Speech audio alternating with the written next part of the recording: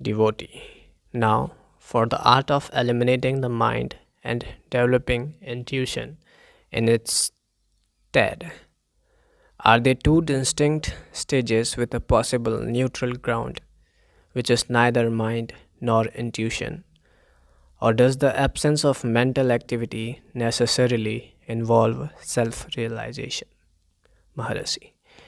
To the practitioner, there are two distinctive stages. There is a neutral ground of sleep, coma, faint, insanity, etc., in which the mental operations either do not exist or consciousness of self doesn't prevail. Devotee. Taking the first part first, how is the mind to be eliminated or relative consciousness transcended? Maharishi. The mind is by nature restless. Begin liberating it from its restlessness. Give it peace. Make it free from distractions. Train it to look inward. Make this a habit. This is done by ignoring the external world and removing the obstacles to peace of mind. Devotee. How is restlessness removed from the mind? Maharishi. External contacts with objects other than itself, make the mind restless. Loss of interest in non self, vairagya, is the first step. Then the habits of introspection and concentration follow. They are characterized by control of external senses, internal faculties, etc., sama, dhamma, etc., in ending in samadhi, undistracted mind. Talk 27. Devotee. How are they practiced? Maharishi.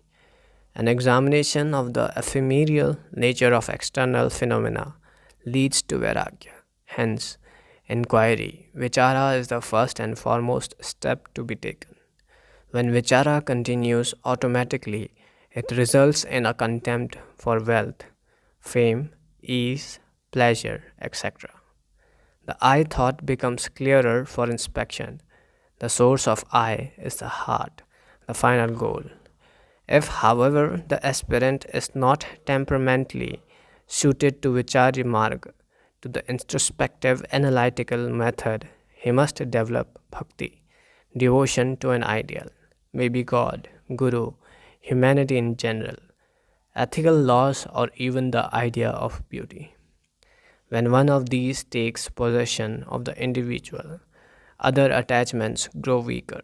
That is, dispassion, vairagya, develops. Attachment for the ideal simultaneously grows and finally holds the field. Thus, ekagrata, concentration, grows simultaneously and imperceptibly, with or without visions and direct aids. In the absence of inquiry and devotion, the natural sedative pranayam, breath regulation, may be tried. This is known as yoga marga. If life is imperiled, the whole interest centers around the one point, the saving of life. If the breath is held, the mind cannot afford to and doesn't jump at its pets, external objects. Thus, there is rest for the mind so long as the breath is held. All attention being turned on breath or its regulation, other interests are lost. Again, passions are attended with irregular breathing, whereas calm and happiness are attended with slow and regular breathing. Paroxysm of joy is in fact as painful as one of pain, and both are accompanied by ruffled breaths. Real peace is happiness. Pleasures do not form happiness.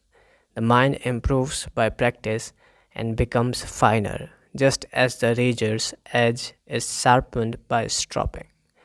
The mind is then better able to tackle internal or external problems. If an aspirant be unsuited temperamentally for the first two methods and circumstantially on account of age, for the third method he must try the karma marg, doing good deeds, for example, social service. His nobler instincts become more evident and he derives impersonal pleasure. His smaller self is less assertive and has a chance of expanding its good side. The man becomes dully equipped for one of the three aforesaid paths. His intuition may also develop directly by this single method.